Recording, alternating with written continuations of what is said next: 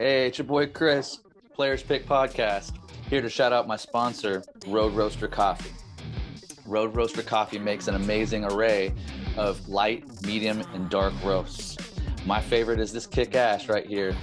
You can check out roadroastercoffee.com and use Players Pick as your coupon code for 20% off your very first order.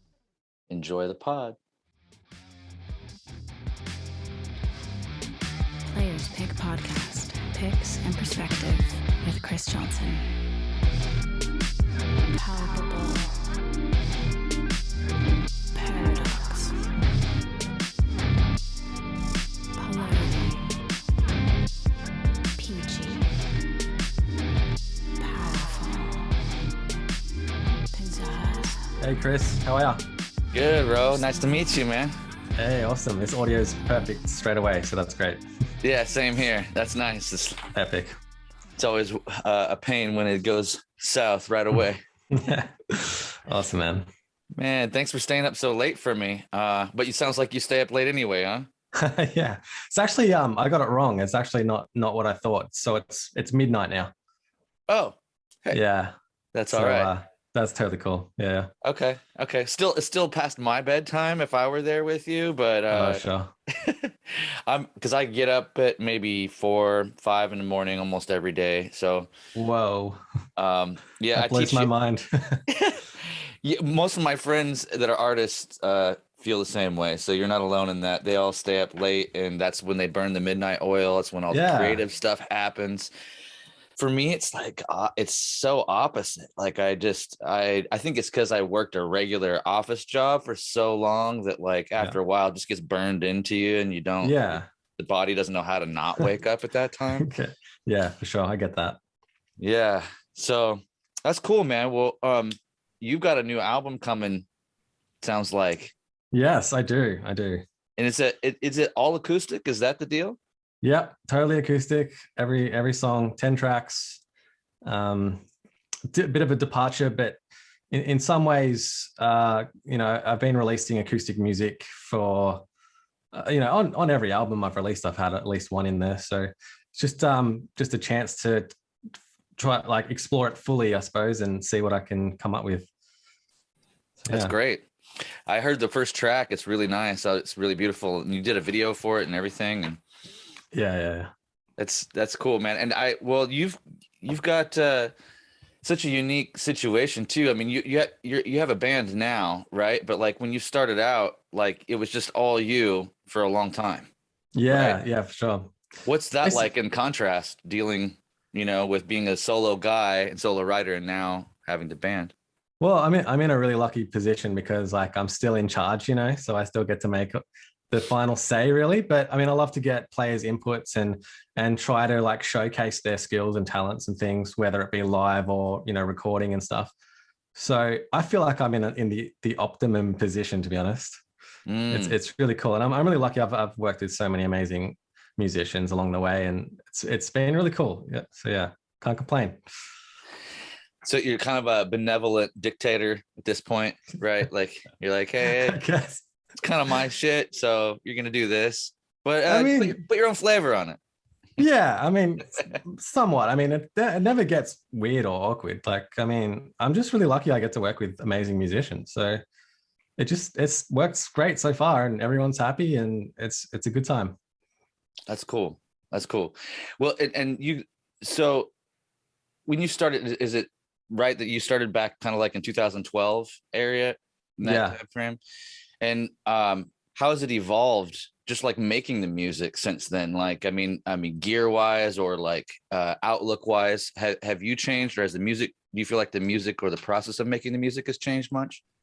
Yeah, I think I've just got a lot more knowledge now, like having gone through the process a few times, you pick up a lot along the way, and you learn from your mistakes and stuff, So I think my like ability to process sound has developed immensely from the start. I mean, I think if you were to listen to my albums back to back, you would notice a very distinct improvement in quality of sound, Sure.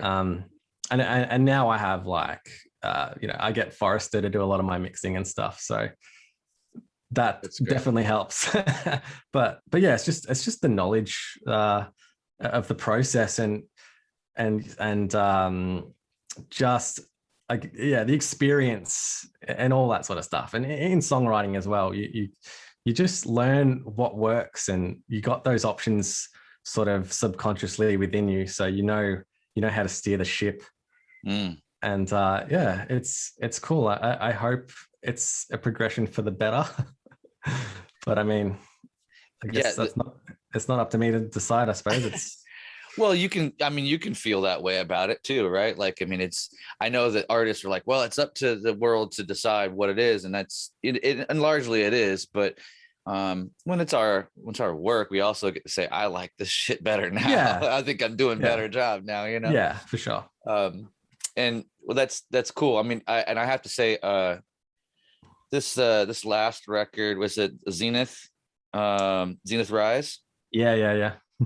Man, that title track is I've gone back to that title track so many times, because I've just passed it around to friends and stuff. I'm like, dude, just listen to where this goes, and like it just feels creative. It's satisfying. Like when I describe like your composition and your lead work, I'm just like, I describe it as satisfying, because I feel like you bring us home, and there's a certain amount of novelty in it that which you kind of want from somebody, right? You want to hear like, oh, that's cool, like that's guitar, it's doing the thing that the instrumental guitar is kind of supposed to do here and there, and a little the heavy side and stuff. But but you want to hear the familiarity, but it's nice to be surprised, to get little surprises. Sure. And you do a good job of that. So that's awesome, man. Yeah, I mean, I definitely try really hard in my writing to give the listener those twists and turns along the way, and keep them sort of somewhat guessing, and it's fun. I feel like that's something I really enjoy, is like having that power to sort of manipulate the situation, and it's like I know like I'm gonna do this because it's gonna swing this way later, so it's gonna really be a surprise when you hear it for the first time, so Zenith Rise is a bit like that, because like the first half has sort of a darker edge to it, and then then the second half kicks in, it's got more of an uplifting kind of vibe to it. So yeah, I think that's a lot of fun to create, for sure. Oh yeah, I really enjoy. I mean, I enjoy that whole album, but I was just talking to a buddy yesterday. I'm like, yeah, Ro's gonna be on the pod, man. It's cool. Like, you haven't heard? Oh, here, check this out. And then, cool. We started a whole nother conversation over coffee yesterday, and it was just kind of fun to chat about you in that way. And like when you're writing, I mean,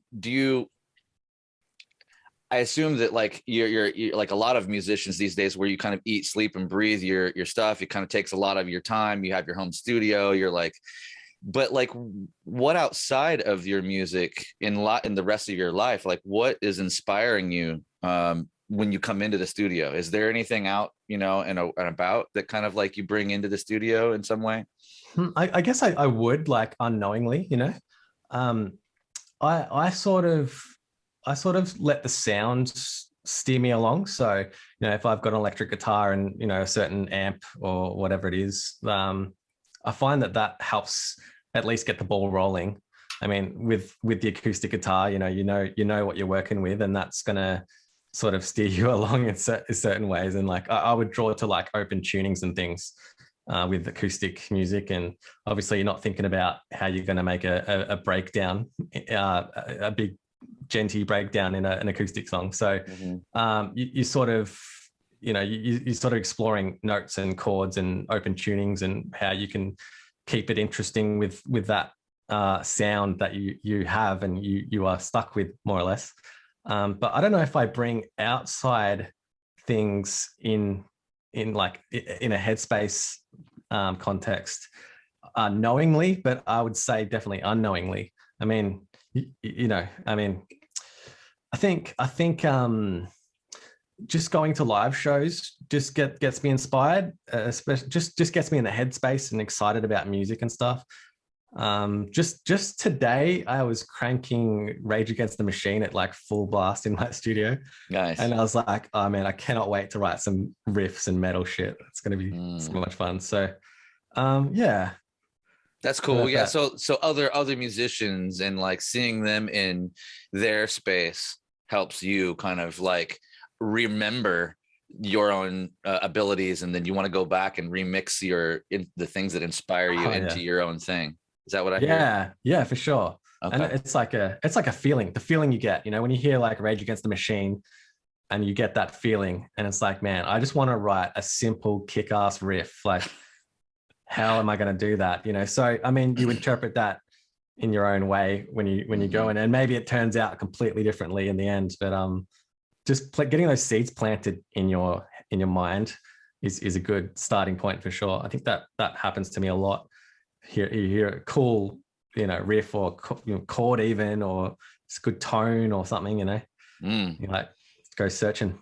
And Rage is such a specific flavor too, like because out of all the kind of 90s bands that are still ish around, they're very, and they can be very polarizing too, because of the lyrics and because of what they appear to stand for and all this, but deceptively difficult to write some of that stuff. To like, it's one thing to go back and go, oh, that I remember when for example, I remember when Evil Empire came out. I was working at Tower Records here in my hometown, and my boss, this kind of older dude that was like into mostly acoustic guitar and stuff, he's like, man, all you kids are all into this Rage Against the Machine stuff. He's like, it's so simple. I learned the whole album last night.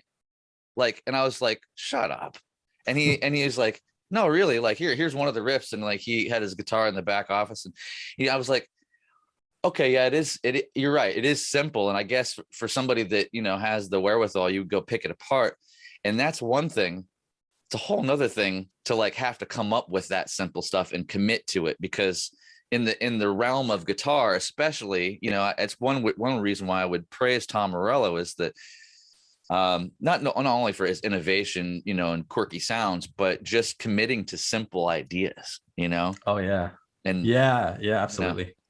I think there's a lot to be said about that, because you get really crazy at guitar riffs and shredding and stuff like that, and you've got these skills at your disposal, and it's like sometimes you're like, oh, I can't just do this simple thing, like surely, like I've got to add 20 more notes in this riff. But you can get, I think, sometimes the simple riffs are just the biggest, meanest, most expressive sounding thing. So I don't know how I'm going to go with my next writing sessions in the metal realm, but I think I'm going to have that mindset in a strong way for sure. I love that. I mean, personally, the older I've gotten, the more simple I've gotten. I think it's a co-evolution of me being less metal focused and less mad at my dad, so to speak, totally. And and I'm into, a lot of hip hop and neo soul and just like almost anything else, because I've burnt myself out over the years of being so metal centric. But I mean, I have a few friends that are like, they'll never burn out. They are all metal all the time for the most part.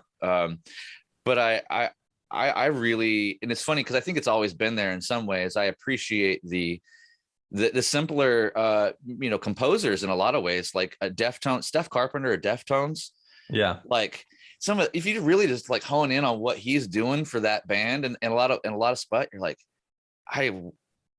I don't know that I would have committed to these things, but like as a band, they make that shit work. And whether you like them or not, same thing with Rage, same thing with like, going back, like some of the biggest songs like AC/DC, very straightforward stuff, but man, they fill stadiums and everybody knows the riff and the song. And so that's it. There's something to it. That's for sure. Well, let's mark this point in time. Let's see if I go down that route or not, because I'm interested. But Rage, man, killer riffs. Can't fault him. So I mean, and you think about, I mean, he's just basically playing with, like, if you break down most of Rage's songs, it's basically 035 in some variation, and how creative he gets with that such a few amount of notes and scales, you know, for his riffs, you know, it's crazy. Mm-hmm. I don't know how he does it. He keeps coming up with this insane riffs that just feels so fucking good. And then you add in the Audio Slave riffs, right? Yeah. Like that, you're like, okay. So, because on one hand, I remember thinking, okay, well, this works because he's got like a rapper that's like doing his thing, and they're kind of sticking to this rap, you know, category, so to speak. So they want to keep it kind of simple, right? And so like you don't want to make it too complex. But then you have a singer like Chris Cornell, when that really showed that you know, rhythm, you know, aspect of that band could write something that one of the most melodic singers on the planet can also slay over. So yeah. I you know, you could have discounted him prior to Audio Slave, or discounted those riffs, or discounted the effort that went into it in some way, because you're like, oh, it's not technical enough, it's not this, there's not this voice leading isn't this way, or whatever. But when you go back and you look at that part of the catalog, you're like, oh, okay, well, you know, some people have a simple kind of genius, and honestly, I kind of prefer it ultimately. Like I'm saying, you know, like I prefer when, I mean, I still have a love for complex things, and it's still exciting. Like I still like hear a good breakdown, or a good, like, whatever 30-second note thing, 16, you know, but it's the contrast, and it's like how much dynamic is there in the composition also. Yeah, absolutely. It's interesting. So how do you, I'm curious, like, you still write everything yourself, and for the most part there, and like, what do you have a kind of a formula of some kind? Do you write in loops? Do you kind of have like templates in your mind that where you kind of will add and subtract little sections, and then, you know, like, oh, I know this is going to be like that song, but I'm you know, in your mind, even though we'll never know that, like, Yeah. songs kind of are laid out similarly. Do you have a kind of a thing like that you work from? I've definitely tried doing that sort of stuff, like taking a formula from a song of like a completely unrelated style genre and stuff like that, with mixed results. But I think ultimately, my go-to method would just be to map out like a drum groove that doesn't give you strong depicting accents and things, just very straight, so that I've got plenty of room to create those accents within my riffs and stuff, and just jam and experiment with the notes and the fretboard, and I think I do that hand in hand. Like I think about the notes, and then I think about, okay, well, what if I do that note up here, and like, you know, or what if I added an extra tap here or something like that. And sometimes the riff will start out with just a very simple, like, you know, 2-chord thing linked with notes or something like that. And then you just like add in here, and let's try accenting this beat instead, and just really pulling it apart, and until you start to get a bit of a shape, and you're feeling good about the sort of vibe. And sometimes I'll just keep going on that one riff for like days and really fleshing it out. I think that that has done the trick a lot of the time. And then you've got one killer riff, and it's like, all right, now what? How do I go somewhere else? And sometimes it's just a matter of like listening to what you've got, and then just visualizing, all right, where do I think that could go? And then you might. I mean, I've had so many frustrating days of just like, nothing is working, everything sucks, I'm terrible, what am I doing? And you know, but you get that one breakthrough where you just find the right chord that's going to hit after that, what you've got. And it's like, oh shit, that's the chord. All right, now how am I going to come into this chord, and where am I going to play that chord, and all that sort of stuff. So it can be a bit of a battle. Sometimes you get stuff fairly quickly. Sometimes it makes sense, and you know the chord progression, what it needs to be, and that. But yeah, it's different every time, you know. But I think more or less of the time, I'll just sit and just think about that one riff first, and get that really solid. That's great. But it sounds like even with a well-seasoned musician like yourself that's put out multiple albums, that it's still kind of a roll of the dice Oh, on absolutely. on some level. Yeah, I mean, and I mean, I mean, I know you also it's the dedication, it's the discipline to stay with it, right? I think if you find something that you like and that you if you're going to see it through, essentially. I mean, for myself and a lot of my friends that aren't professionals, we have all kinds of ideas. We got a riff, or maybe we're lucky enough to have two riffs that actually go together. But finishing a song, it takes a lot of work. I mean, it takes mental discipline to stay the course and flesh it out and make it into a song and not just riff salad. So Totally. Absolutely. Yeah. I think to me it's like this is my gaming. It's like trying to defeat the song.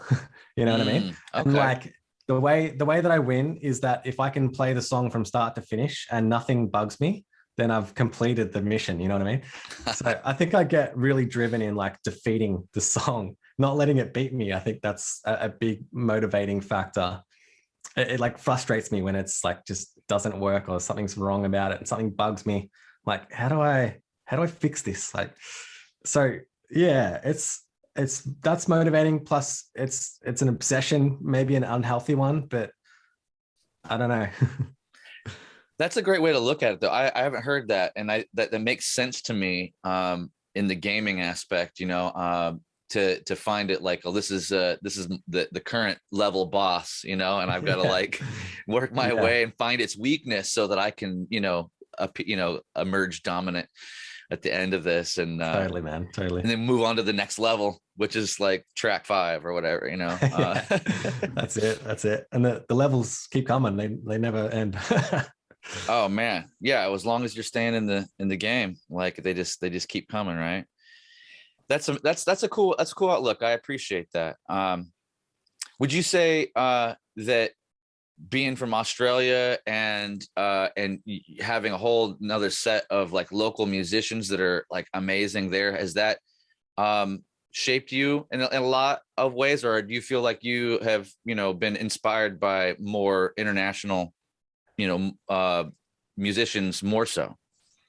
Well, Australia's got a lot of talents, heaps of amazing musicians. So we're really spoilt in that way. I don't know why that is, but I mean, just like seeing people live and just getting to know people and seeing what they're putting out, and that's always inspiring. I definitely think that's shaped me, and it just motivates me when my friend releases this absolute banger.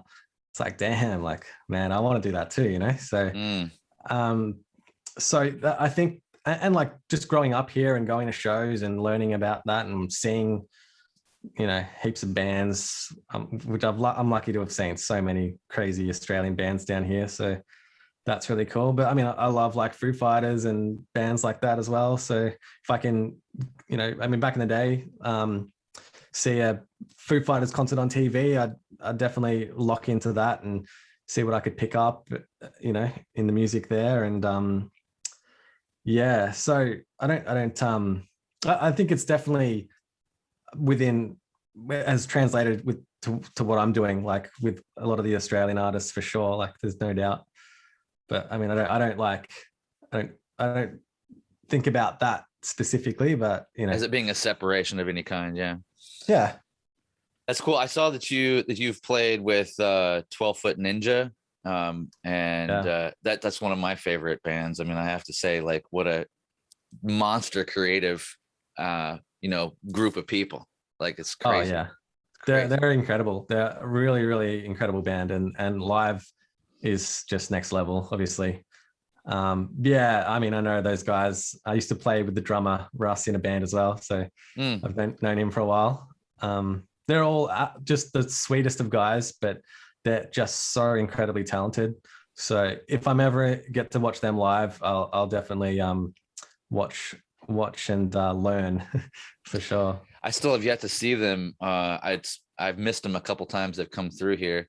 I assume that they're like probably bigger in 12 or in in Australia than they are here. I mean, it's like they seem like a reasonable band here, but they get put on tours, and I'm like, I just feel like they should be bigger here somehow.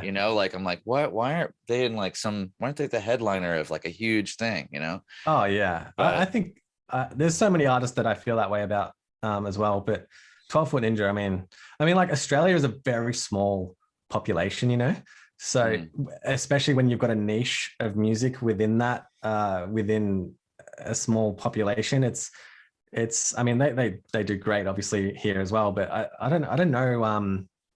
It's just such a small country. So, I mean, the venue sizes are probably like 1,000 capacity sort of thing. What that would do. So that's reasonable. That's reasonable. Yeah. That's cool. Well, yeah, it's cool to I agree. I mean, that's the part of why I ask, is just because there is so many great musicians that come out of Australia, and it's kind of like an interesting thing. It's like Australia and like Brazil, and I mean, America's got its thing. We've got a real big melting pot, and it's like we're such a big country and so many people that it's almost like we have those like a state situation or a city for an era, like in the 90s Seattle had the thing, right. And you couldn't stop it. Like it just kept coming out, and the labels kept eating it up and promoting the thing, right?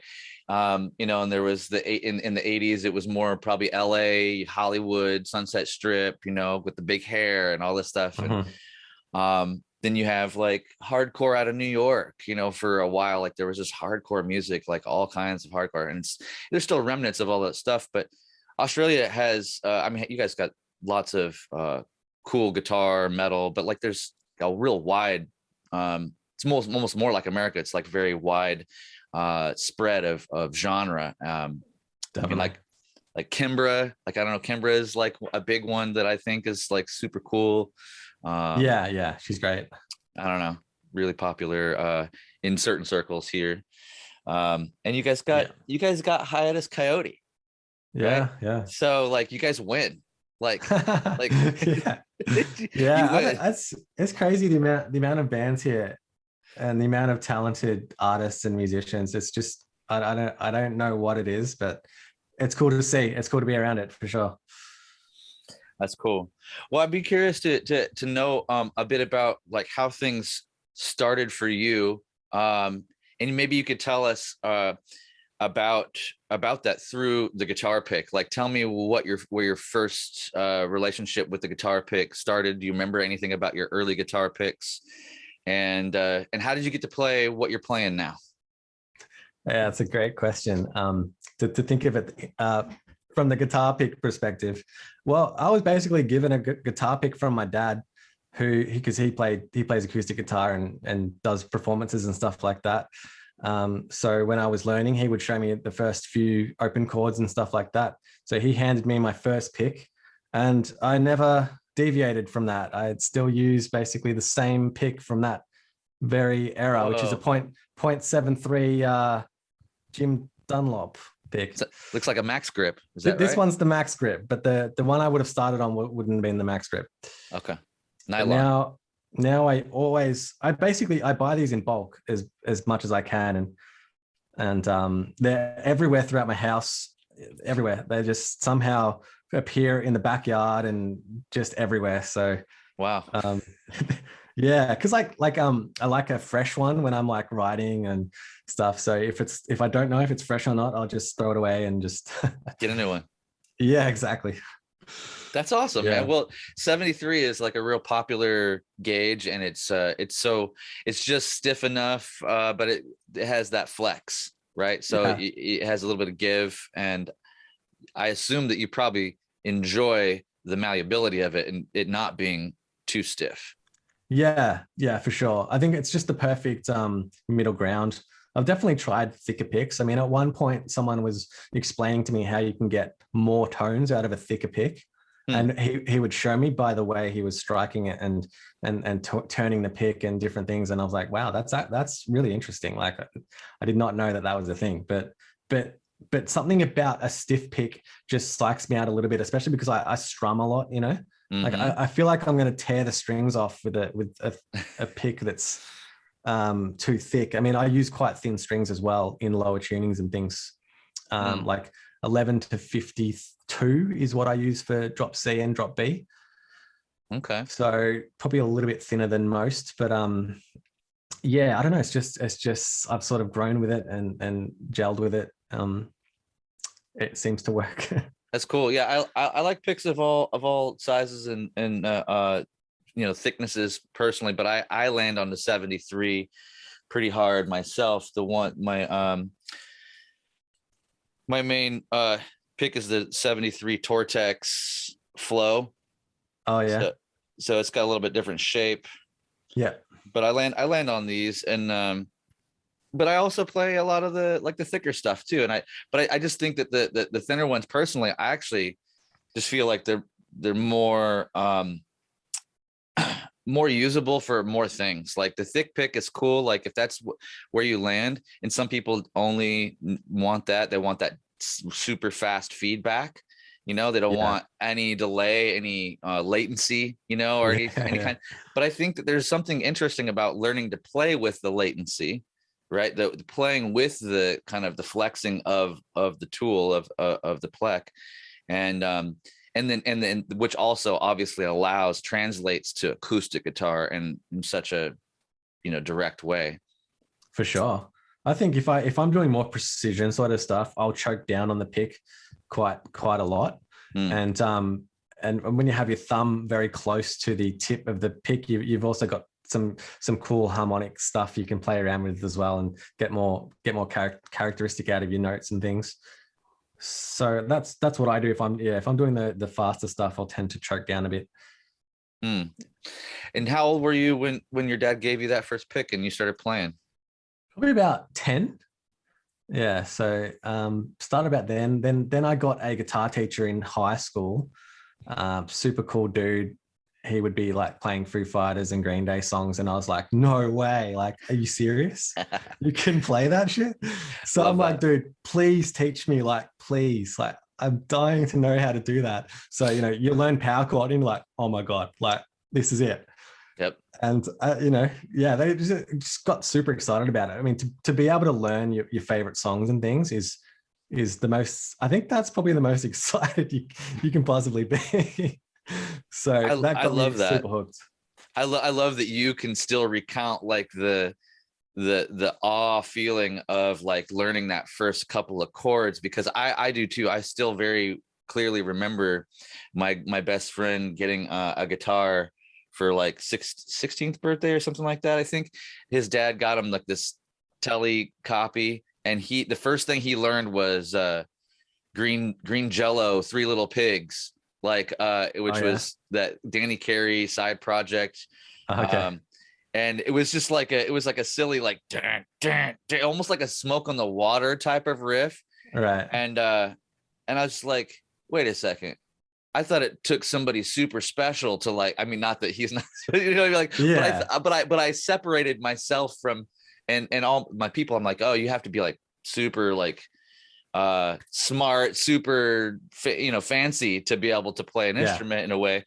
And then I saw him just kind of chunk it out, and I was like, oh dude, if you can do that shit, I'm getting rid of my skateboard. I'm gonna go trade it for, I just like got a Strat copy and went to town trying to learn power chords and Nirvana tunes or whatever I could, Oh yeah. Yeah, I never forget learning power chords, and like at first it's like, oh man, this fucking sucks. Like this is hard. Like, if you want it enough, you'll persevere, and once you get through and you get those 3 strings ringing, and it's like, fuck yeah, the world is your oyster. Yeah, that initial buy-in of getting your fingers to separate and then press the fingertips, it's such an unnatural thing for the body to ask it to do. It's like, I compare it to like piano, where your hands just, I mean, it's not that this isn't difficult to train, but your hands, you can do this with your hands, in normal life. And matter of fact, we have keyboards, right, that kind of replicate or similar positioning, but there's nothing really in life that makes you coordinate your hands like this, true, True. Yeah. So it's such a barrier in the beginning, because I have a handful of friends that will, are still learning, and they come by and I'm like, oh, here, I'll give them a little tip or something this way or that way. I'm like, hey man, you gotta just be involved with the instrument like every day. You know, you have to like be familiar with it and kind of, you know, in a lot of ways, just play with it, not even knowing what you're doing, playing around with the sounds and seeing what the kind of the extremes of it are, like, you know, what it sounds like to make not good sounds with it, so that you can know, oh yeah, well that's chunked out, that this is good, this is controlled. Exactly. Yeah, 100%. Yeah, so from there, I mean, like our school was like guitar was quite a popular thing to do, and so there was a lot of amazing, you know, students that played guitar, and you know, you get to watch them play and perform at lunchtime and stuff like that. So that was pretty inspiring as well. So I just really got obsessed with it from that point and started making my own bands and things. And it's like, yeah, this is gonna be it. This is my ticket. This is what I'm gonna be doing, you know.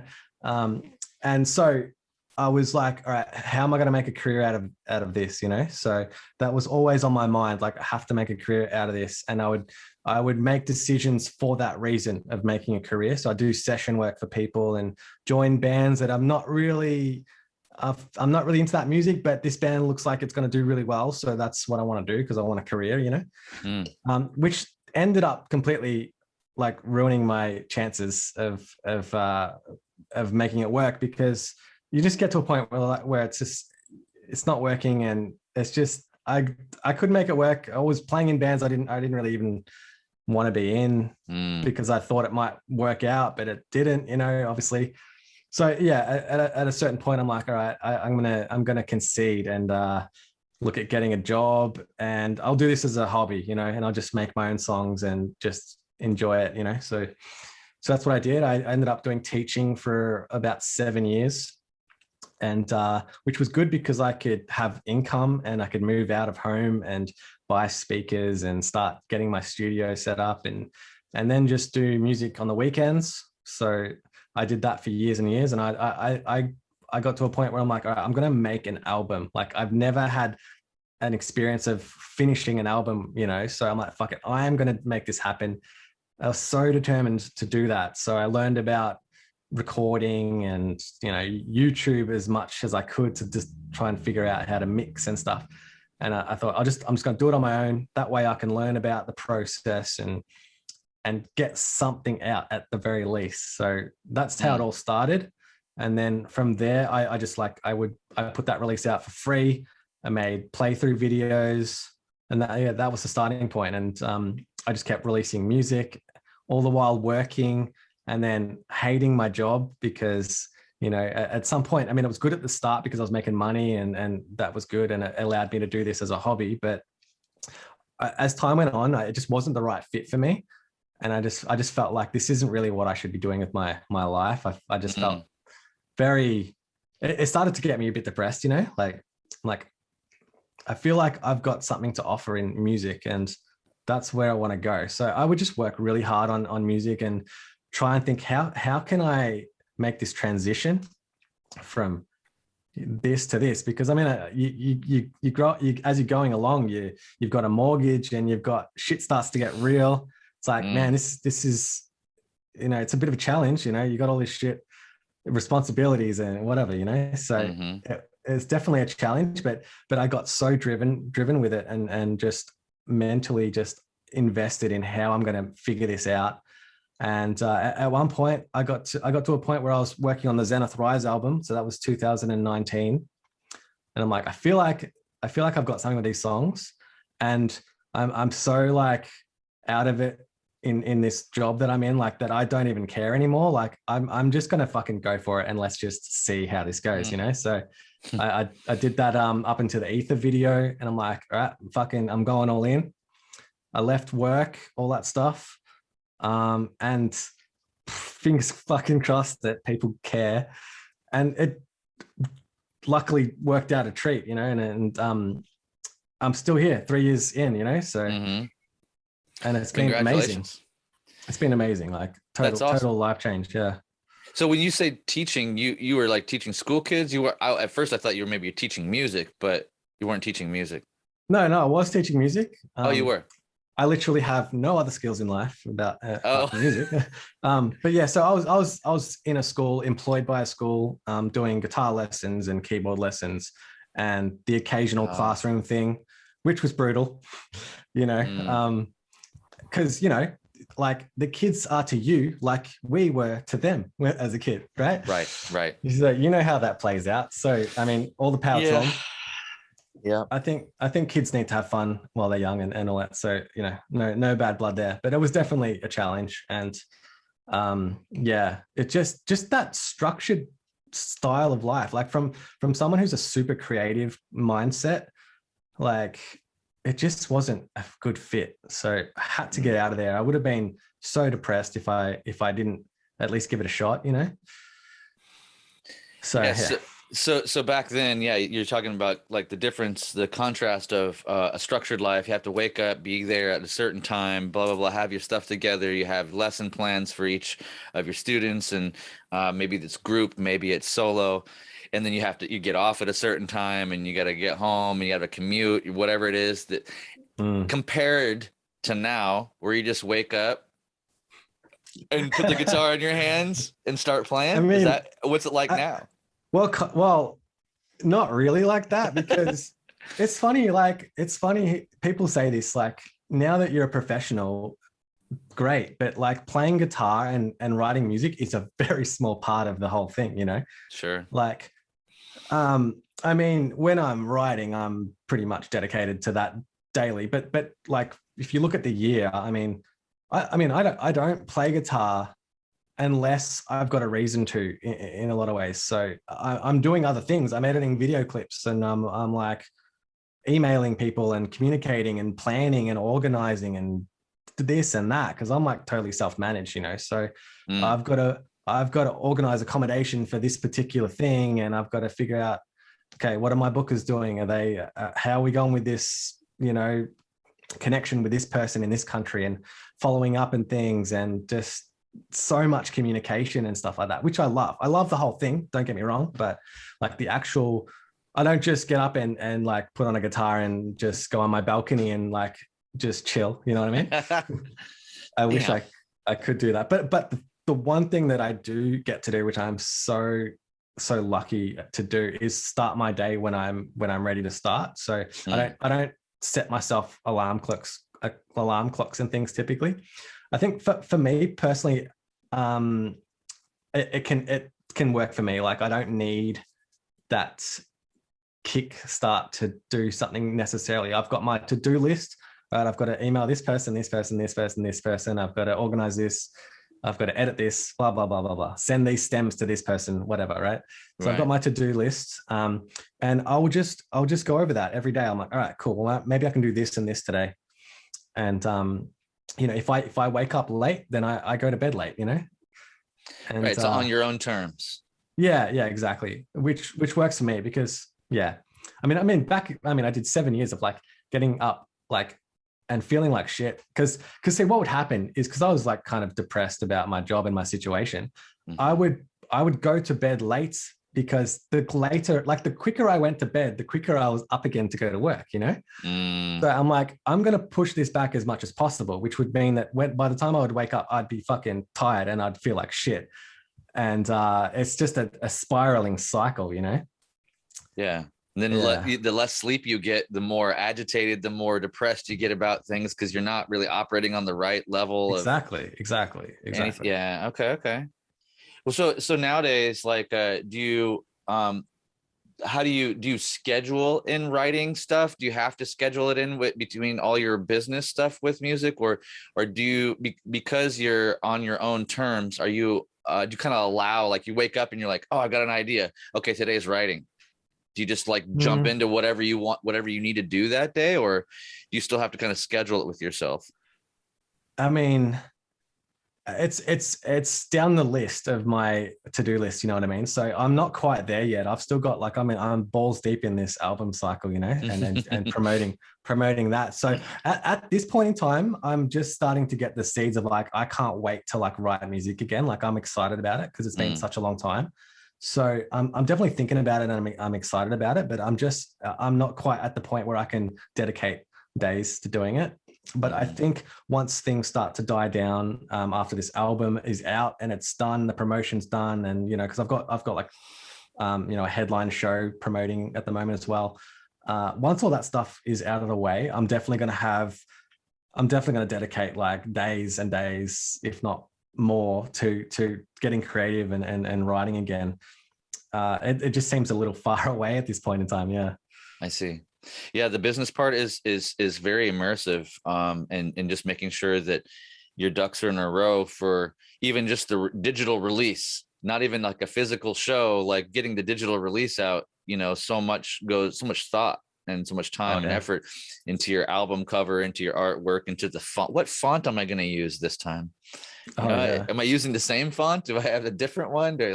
What color scheme? It's crazy, man. It's crazy. Like, and video clips and stuff too. That's something that's kind of semi-interesting. Was I was working on this concept for a video, and I needed like scrolls for the video. So I'm like, all right, well, today I'm making scrolls. All right, cool. So YouTube about making scrolls and doing the wax stamps and all this stuff, and dyeing the paper with coffee. And so that was like a day in my life was dedicated to making scrolls, which was kind of weird. I mean, and a lot of my days are like location scouting for video clips. Okay, yeah.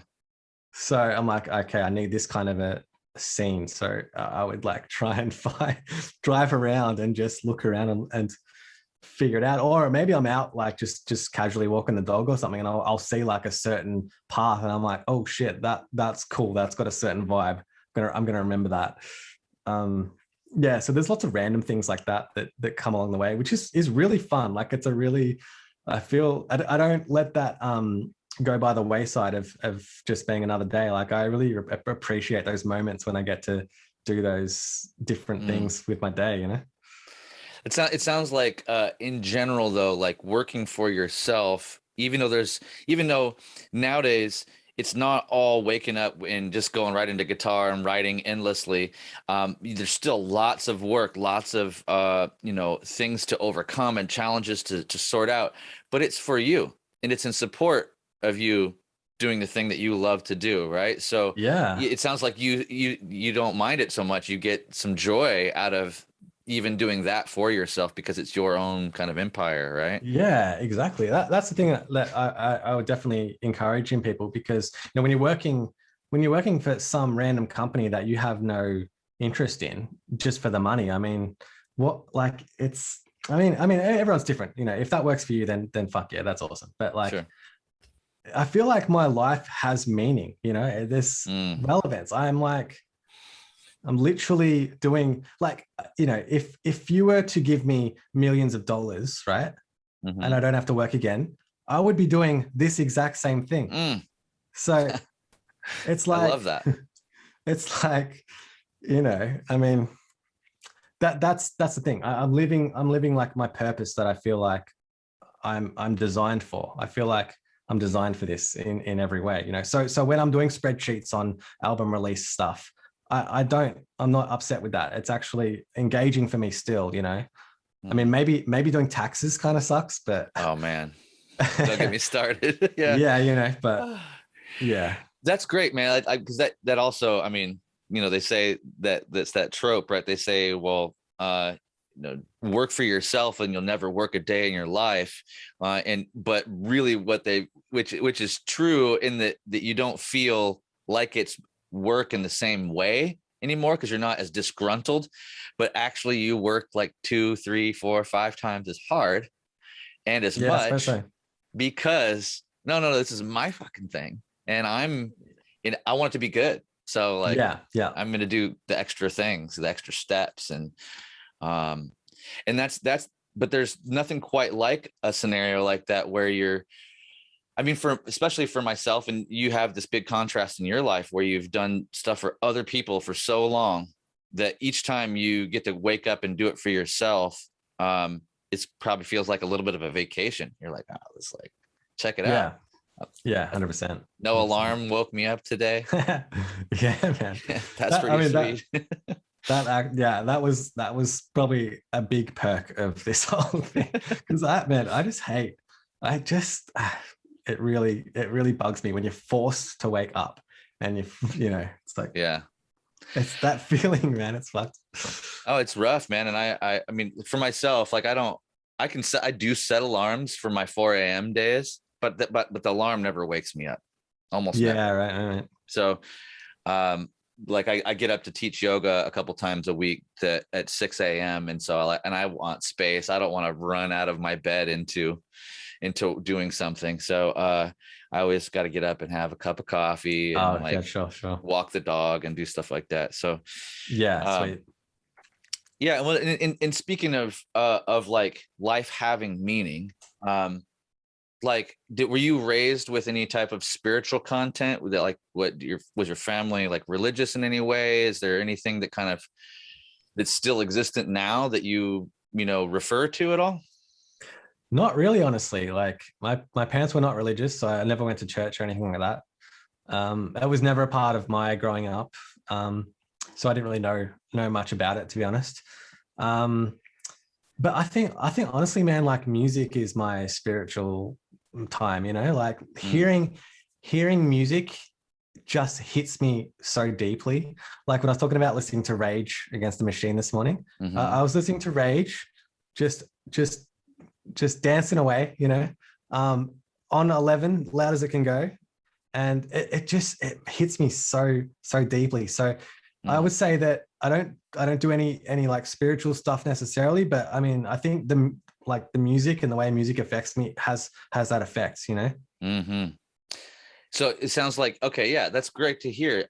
In a way, your dedication to the music is your religion. It is you're religious about your music in a way. Yeah, I feel that way. Absolutely. Yeah. Because it just, yeah, I think like, yeah, music is the one thing that's like, I can just totally count on. I know when I put on Miss Sugar, I know what I'm going to get and I'm going to fucking love it, you know, or whatever it is. Or it could be, you know, the Midnight, if you know the Midnight. Yeah. Something like that. You know, all these different styles and stuff. I know what I'm in for and the feelings it's going to give me. And that's something I know. I've just come to understand. Like I don't know, it's my happy place, you know? That's cool. You know, I've heard it said that all art aspires to the level of music.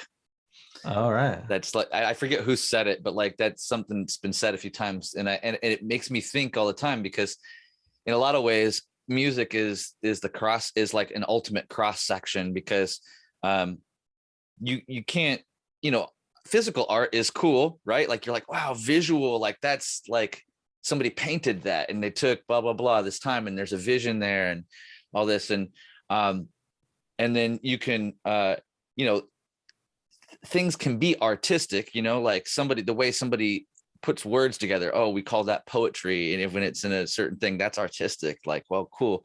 It's got a certain meter. I can hear it. It evokes a certain feeling based on the content. And then music has this ability, because it's like, you can't actually hold it, you know, you can't really, there's something about it that's like intangible, yet more, it's like super tangible. And in this way that it, like, especially when you're talking about music without lyrics, which is, you know, there's all these different divisions within our musical, you know, tastes, right? But there's something that can be super spiritual, in my opinion, around music of all flavors, but especially instrumental music, because it's left to it has less division in it, right? So if I, you know, when you, again, Rage Against the Machine is perfect because it's polarizing, in that, like, if you're not interested in what they have to say, then you're not going to really tune into that music, and it's not going to move you in that way, right? But if you even have some inkling of like kind of rebelliousness, you could probably tune into it, right? Yeah, you could, totally, fuck totally. you're not gonna, you know, I won't do what you tell me, right? Like all this type of shit, Yeah. right? So it can flavor our experience and the emotive quality by adding that lyric and being very precise. This song is about this, even if there's dual meanings. But the instrumental music, like for example, like one of my favorite modern composers is David Maxim, you know, and he has that line that he's brought in. I believe it was a classical statement or a classical theme from classical music. I don't know what era, but music for music's sake. Oh Right. yeah. And Love that. that whole vibe and that feeling, it's like, oh no, I do this. That also points at like a spiritual connection somehow there, right? Too, because I'm not doing this for you. I'm not necessarily doing this to be famous or to do this or to get something out of it, but because of what music makes me feel and how it feels, offering it, I continue to do it. I continue to show up for it. And yeah, there's something that's cool that where in the instrumental aspect of it, that it can be whatever, it can evoke so many different flavors, based on who you Definitely. are, where you're from, what you're, all that stuff. So Absolutely. Yeah, I think it gives the listener like some room to like get their own imagery into it, where rather than someone having a very specific message to you, something. So yeah, that's something that definitely draws me to it as well. And just like, I like how you just let it wash over you a bit, You don't have to necessarily intently listen to instrumental music. You can have it on, and it doesn't necessarily demand your attention. It can do, for sure. Like, there's definitely moments where I want you to like really hear this particular thing, but yeah, something really special about instrumental music in particular. It's good. And especially if you're doing like a long drive or something, nothing better than having this really awesome instrumental music to just be with you. True. And I hear that in your music, that you have a wide spectrum, right? You have an aspect about you that is, you use like, and there's spots where your music opens up in this big halftime, slow, like wide, spacious, 10 miles in each direction thing. And it's like, it's elements of simplicity. And Totally. then it builds, or it turns on a dime, and we're back to complexity, and pay attention to the staccato, the drum thing. Yeah. And I think that's wonderful, obviously, but I think that that's kind of one of the things where I feel myself more drawn to in a lot of ways. It's like music that can ride both those lines, where you can kind of leave, the music can kind of leave you alone a little bit, and it can be a little wide, and you're like, okay, God, it's almost like I can breathe. Yeah. Okay, now we're back to like, I have to lock in with, I feel compelled, to ride the same rhythmic wave as what is being presented. So which can be like conversation, can be like people, some people and their attitudes are very wide and spacious. Some people just demand your freaking attention all the time. Oh yeah, man. Yeah. They wear you out, and you got to take a break. Oh man, I know that feeling. I know that feeling when someone's like, yeah, you just reminded me of like some funny conversations I've had, and people are like, dude, listen to this. Let me tell you about this thing that happened to me. It was amazing. And you're like, Jesus Christ, man, just chill. Just I'm listening. You don't have to like, choke me down. Yeah, man. Everyone's got their styles, I guess, And did you find that like you meet certain people, and then the music that they do, it's like, oh, I can totally see how that's come from that person, Sure. Yeah. Did you find that? I do. I mean, not in every case, but I do find it to be fairly consistent, like every once in a while somebody really like surprises you, and you're like, yeah, for sure. Wait, you made this? yeah. This is your kid. Yeah, this is your side project, right? No, this is your main thing. Oh, okay, all right. Well, then I have to reevaluate who I thought you even were, because I'm not even sure now. But yeah, a lot. Most people, I feel like, and I think this is actually, I think it's a good thing, I mean, it's hard to say good or bad or whatever, but I think it's probably a reasonable thing to kind of like wear your attitude on your sleeve in a way, so that there's nothing really to hide. There's nothing to, at least in my opinion, it's like some people, like for me, I'm such a chill dude at this point for the most part. I'm like it depends on the day you catch me, but I used to be in metal bands, right? And I remember like very specifically like identifying with like needing to be on stage, needing to like chop with my guitar, I need to like, make faces and go for it, right? No matter how good I was, it wasn't a matter of that. It was just like I needed that feeling. And I that's kind of why I said earlier, I'm like, I'm not as mad at my dad anymore. I've done some therapy, like I feel pretty good about stuff. I meditate pretty often.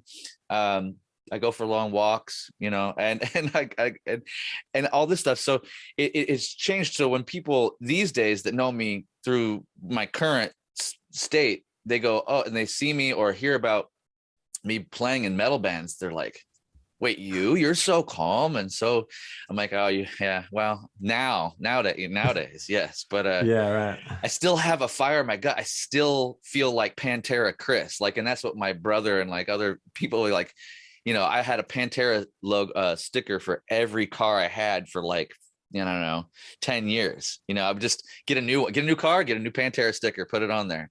Meshuggah would be on there somewhere too. It's like, you got to know that I'm an intense personality, bro, and but I feel like in a lot of ways I've exhausted that, some of that in me, thankfully.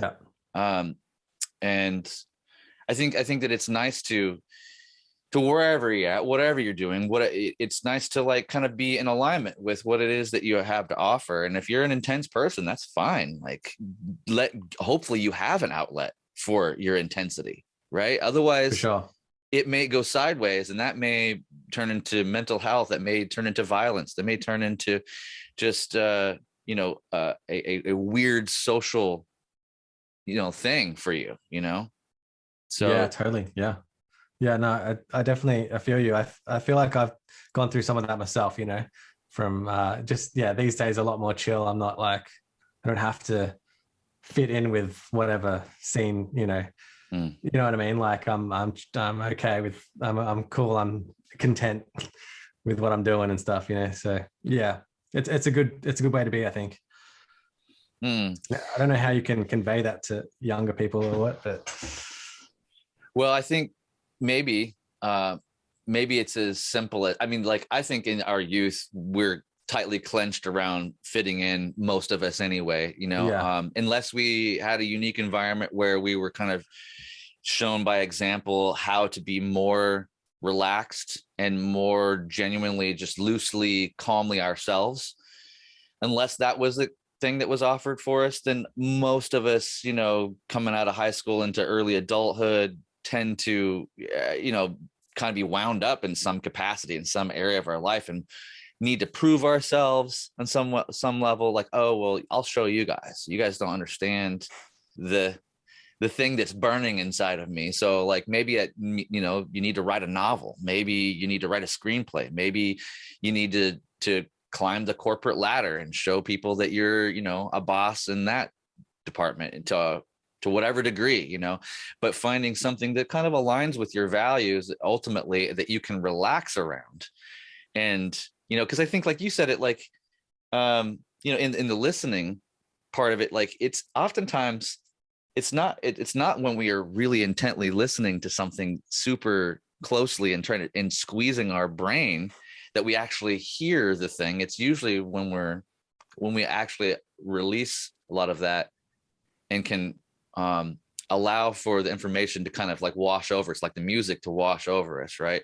And if we can attempt some sort of relaxed approach towards our life and our creativity or whatever it is that we decide to do with our time, then something is possible, like a real sustainable aspect of ourselves can emerge. And it, like it is for you, like that's I think your example of I think it helps you to focus on the right things that actually matter, rather than whatever it is, being a part of some clique or whatever, I think it helps in that ways too, and hopefully be more productive with your time and that sort of thing. So I feel like I'm sort of there, if not getting there at this point in time. Yeah. That's That's amazing. So now that you're there, now that you've arrived, bro, now that the world is your oyster, Yeah. what do you see as like the big challenges, or what are the challenges that are kind of in the immediate sphere for you? And how do you see, what might be the challenges that you kind of foresee, in the near term future, like based on kind of what your goals are for music and life? Well, I think I'm going to be coming up with some pretty intense challenges, I foresee, because I mean, releasing this album as an acoustic album is a definite risk, I feel like, but like I back myself and I'm happy. I wouldn't change it, and I'm excited to explore that side and just see what happens, because like I'm all in at this point, so why not like just keep on that path, so yeah, I mean, I just hope that it's well received enough that I can keep going. Like, I mean, ultimately my end goal is to keep going, right? So, I mean, the challenges I'm going to have is like financially, because like, I mean, I'm investing in this music. I'm getting like Forrester to mix, and he doesn't do that for free, unfortunately. Sure. And touring is an investment, and there's no guarantees there, and like, yeah, all of this stuff that I'm really going hard to build and work on and get back overseas and that sort of thing. It's always this huge financial investment and risk. So that's definitely a factor. I mean, I feel like worst case scenario, I'll have to stay home longer and maybe spend time working on more music to get that side of things happening, because that's where my income sort of comes from, right? So but yeah, so there's lots of those sort of things that are on my mind right now. I try to like although that is there, I've got my immediate challenges, which is like my album launch show that I'm working on at the moment, getting that up and running and being a success and promoting it properly and all that sort of stuff, and the album release as well. And then after that, it's like, all right, well, how are we? Are we looking good? Can I get do a few more shows in Australia, or maybe see what's overseas and figure it out? It's a lot of figuring things out along the way, and yeah, I mean, that's exciting too. Sure. Now, have you started looking at how to diversify your income? Like through products and through different things like that you can associate with, or? Yeah, like I do a Patreon, so that's been really good. I've had a really, really decent support on Patreon, which is amazing. So definitely something I really enjoy, like doing like exclusive stuff for Patreon and doing like, because I do my own podcast. It's just for Patreons. And I sort of explain where I'm at and what's happening, and the stuff that that is more for those particular people rather than public information sort of thing. So I'll do a conversation about what's been happening in the month, and all right, well, this thing's happened and how am I going to deal with this, or I've got this situation, or I'm in a point where I've got a fork in the road about something, and so that's that whole thing is that's been great. Really a lot of support there, so that's really cool. And I've teamed up with people like JTC and done things there as well, which has been good. Yeah, so yeah, at the moment, like I'm hoping to just like focus more so on creativity and releasing music. Like I want that to be the thing that is taking up my time, writing music and performing. So if it's a bridge I'm going to have to cross, if it's not looking like it's going to sustain me, then yeah, I mean, I'm going to have to maybe even offer teaching again from home, or other things. I don't know. Yeah. Well, it seems to be the way to stay in the business is to diversify the income, right? Like through merchandising one way or another, right? Like finding something that you can offer that is unique, that your people, support you with. So that's cool. I wish you best on that. Like that's thanks, man. So I work with a lot of artists, and I've seen some of them I've helped directly in sorting that out. Sometimes it works in that way, but sometimes they have to kind of find their own unique. Some people are really on the Twitch, and Twitch is kind of helping out. Like if they're into streaming and all that. It just seems like personally I'm like, that sounds cool. if I wanted to spend all my time, you know, doing that. But, you know, some people like are like just predisposed to be able, they can stay there and do that thing and be committed to it. But it seems like a lot of work too. Yeah, totally. I don't know if I'm the right personality for it, you know, like, yeah, it's a tricky one. It's a tricky one, but I mean, I'm definitely open to that sort of stuff for sure. So I guess basically I'm just sort of like writing my experience and just feeling that out. If I can write music and play shows and live, then fuck yeah, I want to do that. Yeah. If that starts to like need to be more diverse and that sort of thing, then I'll be figuring out these other ways and other things. So I guess we'll see. Yeah, just like you figured out how to make scrolls, right? That's it. You're like, okay. Yeah, absolutely.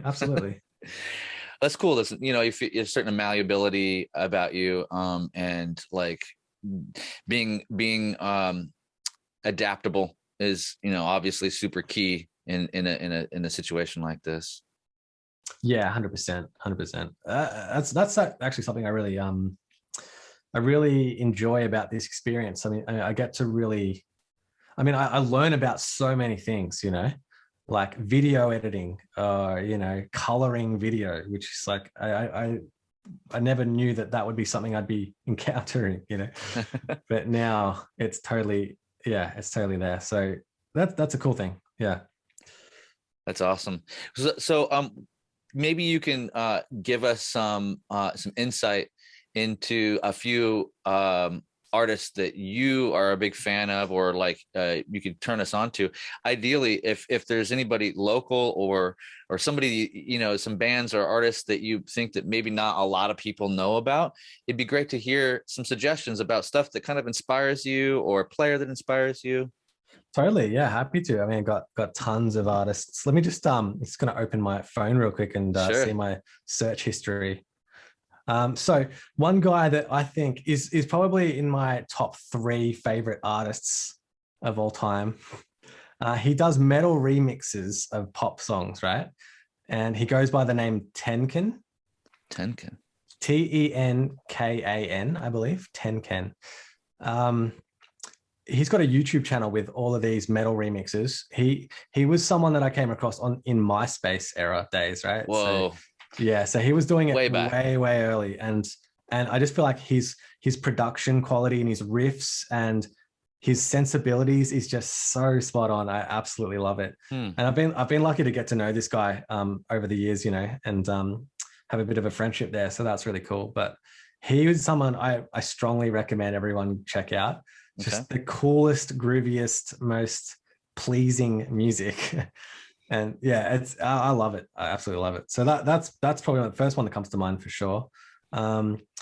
Australian band called the Helix Nebula, if you've heard of them. Oh yeah, Helix Nebula is badass. That's got Stephen Taranto in it, right? Yeah, Stephen Taranto and Jake Howsam Lowe. Unbelievable guitar players, you know. Simon Grove's still in that band too? Yeah, I believe so. Yeah. Man, what a powerhouse. Jesus. Oh, absolutely. Yeah. I mean, it's the dream team lineup right there. So yeah, those guys, I think they're dropping a new album sometime soon. So, but if you haven't heard of them, definitely check out their back catalog because it's fucking amazing. For like non-guitar and metal sort of stuff, I mean, the Midnight, I absolutely love the Midnight. I mean, they're quite successful now, so that's really cool. And another guy named Darwin Dees, who's like a pop guy. If you remember a song called Radar Detector from like 2009 or something, he had like a big pop hit. But he does like pop, but in a really interesting way. So yeah, that's someone who I love as well, Darwin Dees. Who else? I have a really diverse sort of Asgeir. Do you know Asgeir? No, how do you spell that? Asgeir. Oh, sounds familiar, or looks familiar, but I don't know. What is it? It's I can't even explain it. It's just really cool pop. I don't know. Cool. I can't explain it. So you got to hear it. Another Australian band called Caligula's Horse. don't know if you've heard of them before. I've heard of them, but I've never heard the band. No. Definitely one to check out. They're buddies of mine. And I mean, Sam Ballin is a guitarist who it's like, I think he started the project with the singer, and absolutely phenomenal guitarist, just unbelievable. And just great songs. It's a really cool time for sure. I mean, cool. One more to leave you with. Sure. James Norbert Avani. He's from Sydney. Yeah. He's an incredible guitarist and songwriter as well. So I've definitely. I think I might be connected to James somewhere on the socials. Yeah, sounds possibly. Familiar. Yeah. Okay. Incredible, man. Incredible. It's crazy, man. All these Australian artists is killing it. Yeah, so many. It's like I feel like it's every year or two, you know, if at the very least there's like somebody's like, oh man, I can't believe this freaking album, blah blah blah, and I look them up, I'm like, oh, another Australian. There you go. It's either Australian or Brazil. If it's a solo ridiculous player, it's usually from Brazil. And it's like if it's a dope band or like, you know, outfit or something, I feel like it comes from Australia. You know, but then again, there's lots of solo players out in your way too. I just talked to do you know Adam Miller, jazz guy? Adam Miller. Oh, I think I've heard that name actually. He's out there in Melbourne, I think too. Yeah, okay. Or actually, he might be outside the city now. I forget where he said he was at, but he's a jazz dude, kind of a jazz kind of big box type of player, but real nice guy. Sweet. Phenomenal player. Yeah, that's cool, man. There's so much going on there, and I'm so glad that it's thriving. You know, it feels like it anyway. And I just want to say thanks, dude, for reaching out and being interested in being on the pod. That's super exciting because I'm appreciative of your playing and your composition and the way you've been approaching things, and looking forward to the acoustic album to see the breadth of where you take all that, you know, based on this first song. So I wish you best of luck on making it, you know, keeping it financial and keeping it, you know, sustainable along the way. Man. I'm excited. It's like we could be successful. I might be homeless. Let's see where this goes, man. Hey, you know, like it could be all or nothing. I don't know. That's the fun of it, right? Yeah. No risk, no reward, man. And and you really you're in the right place to roll the dice on yourself, you know, like and that's I think that's, if you're gonna bet, you know, bet on yourself and then see what you got, see what you're made of, you know. That's it, man. That's it. Find out. Hell yeah, dude. Thanks again, man. I appreciate you taking the time to tell some stories and cue us in on the guitar pick. That 73 max grip is like the only pick for you. That's it. It's the one. Cool. Thanks, Ro. I hope you have a great rest of your evening. I hope you get some sleep at some point. Yeah, man. I will. Yeah, appreciate you. Of course. Appreciate you having me on, man. Like, honestly, seriously. Thank you so much. Players Pick Podcast, Picks and Perspective with Chrys Johnson.